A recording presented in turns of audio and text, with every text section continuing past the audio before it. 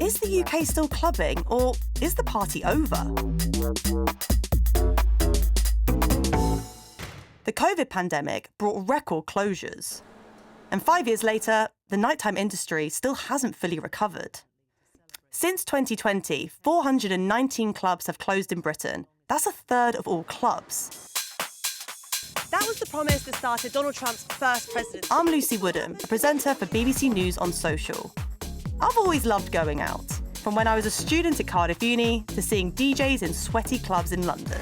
But in the past year, when I've been speaking to young people about going clubbing, the same answers keep cropping up. With the cost of living, everything's got more expensive, so it was only like a matter of time before the events got a bit more expensive as well. And club closures in the UK have continued to hit the headlines. So we've headed to the hardest hit area, Yorkshire. 40% of clubs here have shut down since 2020, the most out of any region in Britain. Sheffield is known for its vibrant music scene and nightlife. It's Friday, and some DJs from the University of Sheffield are putting on a club night. They're playing at Sheffield's Hopeworks, an iconic underground venue that's seen huge names play, including Bicep and Honey Dijon. Now it's set to close after 13 years. I'm here to chat to the students before their sets to find out what the venue means to them.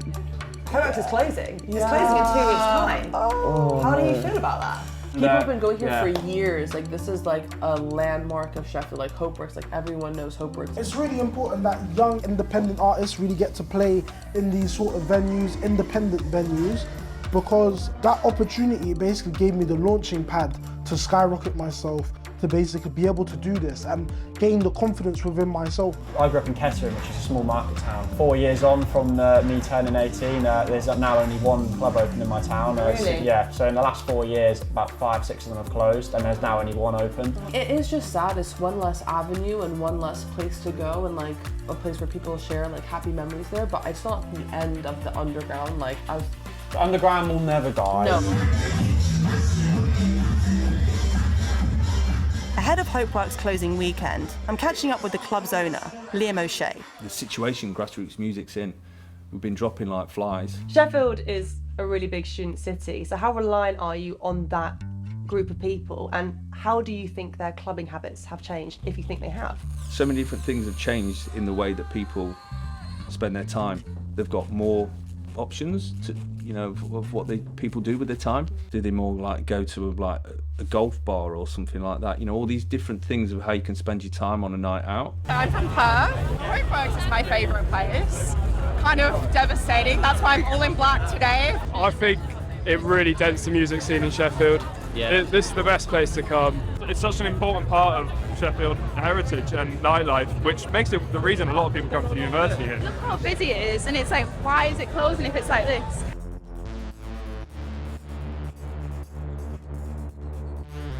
The Trade Association for UK Nightlife, the Nighttime Industries Association, has released their report on the state of the industry. How important are nightclubs to British culture, the economy, and the music scene? They're a British institution, there's no two ways about it. I mean, if you think of the amount of DJs and grassroots electronic sort of acts and have come through it, it's just been phenomenal. We're talking like 30, 40 years of them being inherently part of people's lives. We know from your own data that there's been a huge drop in nightclubs across Britain since 2020. What are the main factors driving those closures? A lot of people talk about the misconceptions around people not wanting to go out, but the reality is people can't afford it. The nighttime economy saw a net decline of 2.8% across the board, which, as you can appreciate, is hugely challenging for the sector. We're talking about all nighttime economy businesses. About 7 out of 10 of them are either barely breaking even or losing money. Under the current decline in terms of figures, the projection would suggest that by the 31st of the 12th, 2029, we would have no more clubs left. And it isn't just independent clubs that have closed. After Yorkshire, Wales has seen the most club closures since 2020. In 2024, the company which owns some of the UK's most well-known club chains, including Prism and Attic, closed 17 venues across the country for good, citing changing student habits. Some of these sites are now so-called party bars, like Barbara's Beer House. I'm here to meet the CEO of Neos, the company running these venues, to find out why he thinks party bars, like this one, might be the future of clubbing. So we are sat in one of your party bars. Describe to me what they are and what is the concept behind them. It's just all about fun. It's kind of a crossover between a bar into late night. How do you think clubbing's changed over the last few years, like people's habits? I think people want to do different things, and student societies are focusing on how do we do events and activities that don't involve alcohol. And that's one of the benefits of party bars, because we do a lot of stuff early week, like quiz nights, bingo nights, all little things that actually you can go to and not enjoy a drink. So, you know, we know that nationally 18 to 25s are drinking less, but it doesn't mean they don't want to socialise. Why have you decided to change some of your old Prism sites into party bars rather than keep them as nightclubs? Larger nightclubs particularly became more difficult to operate for a number of reasons, changing habits, but also the increased cost of operating through the changes we've seen over the last 5 months made it very difficult. A recent study of just over 2,000 18 to 30-year-olds found that nearly 2/3 of people were going out less frequently than the year before, with 68% of people saying the current economic climate had reduced how much they go out. Gen Z are also drinking less. Another survey of 18 to 24-year-olds shows that they continue to be the most sober age group, with 39% of them not drinking alcohol at all. But it doesn't mean that people don't want to go out. I'm in Halifax, home of the Acapulco, also known as the ACA, the UK's oldest club. Go inside and have a look. The ACA's been open since 1961, and Simon's been running the place since 1995. On the whole, I'd say it's quite a loved and cherished place. Why do you think people love it so much? Do you know, I think it's the entertainment. I think it's good value for money. I think it's the friendliness of the staff. It feels more like a family type thing. When you go out, you feel safe. You do feel safe. So Yorkshire has seen the most club closures out of any region in Britain since 2020. Why do you think that is? Do you know, there's several reasons. Things have changed over the years. I think nightclubs are predominantly known as being very expensive, charging you £10 in and £5 or £10 a drink. Sometimes with false promises, things like that. If you come in tonight, you're going to be quite surprised, because everything from 18 to 80 will come in here. Or you get straight across the board. And yeah, people will still be in here doing TikToks. In fact, at the beginning of the night, you tend to get people lining the phones up, dancing before people really come in, and just doing their own little TikTok to say, look where I am. How have you stayed open since 1961? Because this is the oldest club in the UK, right? Like, what's the secret? I think, honestly, value for money, entertainment, and keeping to your promises. Listen, I think you definitely must come back tonight, and you're going to love it. It's the BBC!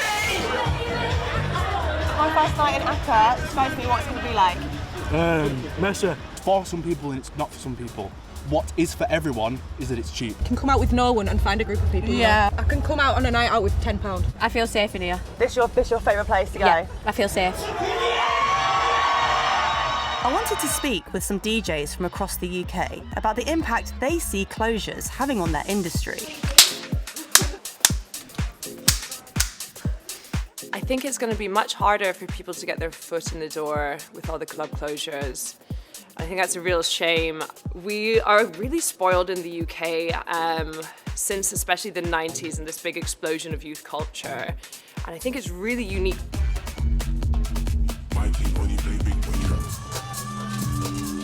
I moved over to the UK from Pakistan at the age of like 12, and my first experience of going to a club was in Stevenage, hearing like jungle and garage and all these amazing UK heritage genres that I may have never heard before on these big speakers, and really like blew my mind. It was a huge formative experience for me. It's myself, Sherelle, on Six Music. It's a Saturday night, and I'm so happy. The clubs I first started in as a DJ were quite small ones, just because of the music that I play. I'm from Doncaster in the north of the UK. The clubs in my hometown growing up were few and far between. I started my own club night. Would be using my student loan just to book DJs from out of town to come to Guildford and play there, because there wasn't really much bass music and garage and grime going on there. It's such an important thing to have spaces where, you know, you can throw on your first rave, to be able to build a community. Me and my friends, we used to go out with about 25 quid between 3 of us and have a great night, and we'd be home at 3 a.m. and all of us had like the time of our lives, and I don't think that's possible anymore. When I turned 18, I threw my first ever party because I couldn't really afford to always go to parties, so I thought, you know what, why don't I just throw one? And thank you to the guy who let me use his venue, because he didn't charge me any high fee, there was no bar spend, I just turned up with my mates, my whole entire college, and we've had the best party of my life. I guess everything's more expensive. Like, we used to be able to put parties on that sold tickets for £5, and it was like okay for us to make a little bit of money, or being able to pay the headliner and make money to book artists. But you can't put parties on for obviously that amount anymore. Some of my friends' rent got tripled. Like, how are you meant to contend with that? Like, where's the protection against that as a cultural space? Clubbing is becoming a luxury, and that's just crazy. The fact that it would become a luxury when it isn't, you know, you should be able to listen to music at any time you want. You should be able to enter a club and be with friends at any time you want. I can appreciate they're not in like 10 Downing Street being like, okay guys, how are we gonna save the nightclubs? But when you're investing in nightlife, you're really investing in youth culture. I had a night, a Sheffield night, which is this, it's a bunch of shows that I put on basically for £10. Originally supposed to be a £5, but then when talking to all of the clubs, it just wasn't possible. I take a loss, clubs involved, they're doing it for the culture. Wire Club was one of them, and ultimately closed down months later.